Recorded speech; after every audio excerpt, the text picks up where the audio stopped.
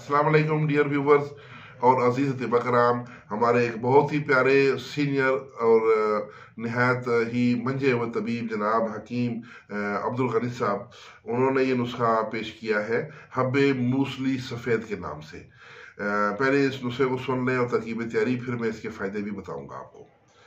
نسخہ میں موسلی سفید آپ نے لینی ہے آدھا کلو، اور گائے کا دودھ لینا ہے آپ نے آدھا کلو، اور جائفل 1 تولہ، جلوتری 1 تولہ، اور شہد خالص آپ نے لینا ہے حسب ضرورت. سب سے پہلے ترکیب تیاری: موسلی سفید کو دودھ میں ڈال کر پہلے پاؤڈر کر لیں، پھر اس کو ڈال کے اس کو پکائیں. جب دودھ کھویا بن کر بالکل خشک ہونے کے قریب ہو، اس کو اتار لیں اور اس کو دودھ میں خشک کر لیں یا سایہ میں خشک کر لیں. اس کے بعد اس جو خشک دودھ کو، جو موسلی والا دودھ ہے، اس کو کوٹ چھان کا پاؤڈر بنا لیں، اور پھر اس میں جلوتری اور جائفل کا پاؤڈر بنا کر، مغز جائفل اور جلوتری کا، ان کا بھی پاؤڈر کر کے شامل کر لیں، اور شہد ملا کر بیر برابر گولیاں بنا لیں یا کابلی چنے برابر گولیاں بنا لیں.